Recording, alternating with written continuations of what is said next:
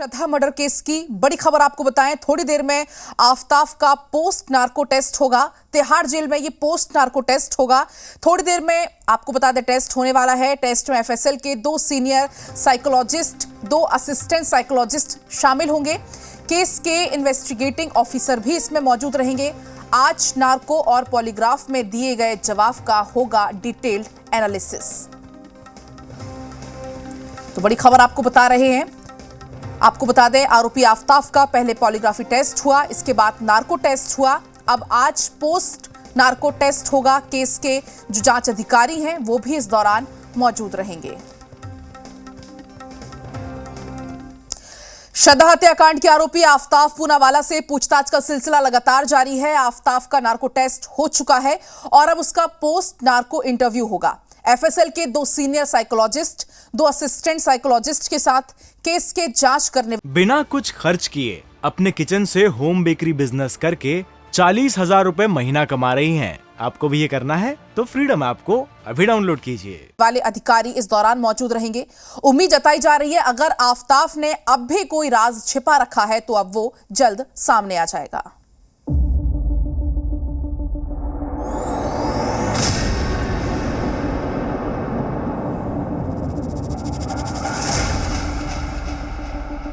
आफताब के polygraph test और narco test के बाद अब बारी है पोस्ट टेस्ट इंटरव्यू की। आफताब का post test interview Tihar jail में ही होगा। अब आपके लिए जानना जरूरी है कि पोस्ट टेस्ट इंटरव्यू क्या होता है। दरअसल पोस्ट टेस्ट इंटरव्यू में पॉलीग्राफ टेस्ट और नार्को टेस्ट में दिए गए सवालों के जवाब को मिलाया जाता है। जिन सवालों के जवाब में अंतर होता है या फिर सवालों के जवाब में संदेह होता है, उन सवालों को पोस्ट टेस्ट इंटरव्यू में दोहराया जाता है। सवालों में आ रहे अंतर की वजह आरोपी से पूछी जाती है। इस पूरी प्रक्रिया में 2 से 4 घंटे का समय लगता है। सबसे पहले गुरुवार को आफताब पूनावाला का नार्को टेस्ट हुआ। दिल्ली के अंबेडकर अस्पताल में हुए नार्को टेस्ट के दौरान आफताब से पूछे गए सवालों में ज्यादातर सवाल बेहद छोटे थे, जिनमें से कुछ के जवाब देने में आफताब ने थोड़ा वक्त लिया तो कुछ सवालों के जवाब में चुप्पी साध दी। लेकिन जब एफएसएल की टीम ने सवाल दोहराया तो आफताब ने उन सवालों के भी जवाब दिए। लगभग 1.5 घंटे तक नार्को की प्रक्रिया शुरू हुई और 10:50 पर आफताब का नार्को टेस्ट खत्म हो गया। बताया गया है कि आफताब ने कई सवालों के जवाब अंग्रेजी में दिए और पॉलीग्राफ टेस्ट में जिन जवाबों के सच होने पर शक था, उन सवालों को फिर से दोहराया गया और आफताब ने नींद जैसी हालत में इनका जवाब भी दिया। हमारा नार्को टेस्ट हुआ मोर देन 2 आवर्स तक चला है। हमारी जो टीम थी उसमें हमारे एफएसएल के साइकोलॉजिस्ट थे, फोटो एक्सपर्ट थे और बाकी अंबेडकर हॉस्पिटल के डॉक्टर्स की टीम साथ में थी। जाहिर है अदालत में आफताब पर लगे आरोपों को सिद्ध करना दिल्ली पुलिस के लिए बड़ी चुनौती है और सबसे बड़ा सवाल ये भी है कि आखिर श्रद्धा को इंसाफ कब मिलेगा। ये इस बात पर निर्भर करेगा कि नार्को से मिली जानकारी के आधार पर पुलिस सबूत कितने अच्छे से अदालत के सामने रख पाती है। दिल्ली से राजू राज के साथ ब्यूरो रिपोर्ट, जी मीडिया। तो श्रद्धा मर्डर केस में आफताब की दरिंदगी दिन ब दिन बेनकाब होती जा रही है। आफताब ने श्रद्धा को मारा, उसके शव के 35 टुकड़े किए और उसके 12 दिन के बाद नई लड़की को डेट करने लगा। आफताब की नई गर्लफ्रेंड पेशे से साइकोलॉजिस्ट है और पुलिस से सारी कहानी सुनने के बाद ये लड़की भी सदमे में है।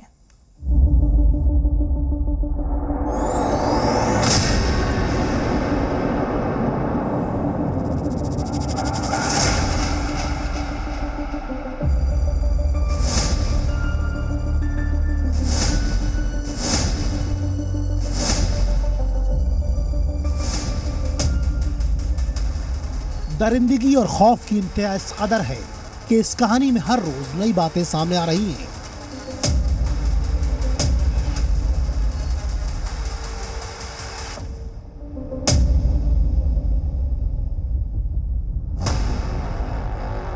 आफताब की जो गर्लफ्रेंड मानसिक तौर पर बीमार लोगों का इलाज करती है, वो आज खुद सदमे में है और इसकी वजह है आफताब की दरिंदगी, जिसकी जानकारी पुलिस ने इस लड़की को दी। पुलिस अब इस लड़की को विक्टिम के तौर पर देख रही है। आफताब की हैवानियत भरी कहानी सुनने के बाद ये लड़की अभी भी सदमे में है। पुलिस द्वारा इस लड़की की काउंसलिंग भी कराई गई थी। पुलिस की तफ्तीश में ये पता चला है कि आफताब की नई गर्लफ्रेंड उसे ख्याल रखने वाले साथी के तौर पर जानती थी।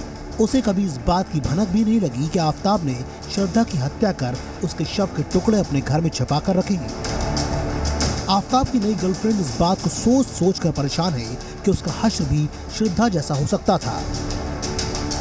दरअसल श्रद्धा की हत्या के बाद आफताब ने जिस लड़की से दोस्ती की वो भी आफताब के फ्लैट पर आई थी।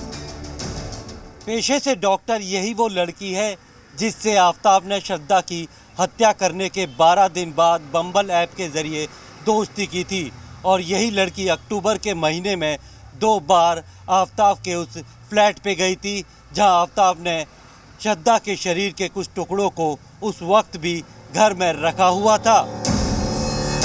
पुलिस ने जब आफताब की इस डॉक्टर दोस्त को बताया कि इसी फ्लैट में श्रद्धा का कत्ल हुआ और अक्टूबर तक घर में श्रद्धा के बॉडी पार्ट्स कभी फ्रिज में तो कभी अलमारी में छुपा कर रखे गए, तब आफताब की ये दोस्त बेहद घबरा गई। केस में इस दोस्त का किसी तरह का कोई रोल सामने नहीं आया है, जबकि पुलिस इसे विक्टिम के तौर पर लेकर चल रही है। आफताब की इस दोस्त की हालत को देखकर एक बड़ी मनोचिकित्सक से इसकी काउंसलिंग भी करवाई जा रही है।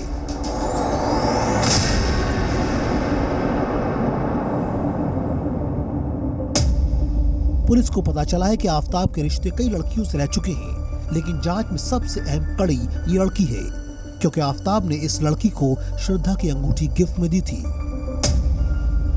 अब तक के पॉलीग्राफी टेस्ट में आफताब ने कबूल किया है कि उसने 15 दिन में मर्डर का प्लान बनाया, हत्या कर टुकड़े जंगल में फेंके और कई लड़कियों के साथ उसके संबंध थे और 3 साल में 3 बार दोनों का ब्रेकअप हुआ।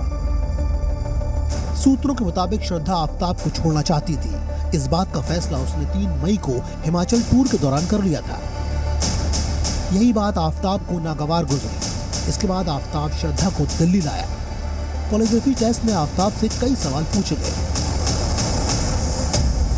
जैसे कि आपने श्रद्धा की हत्या की?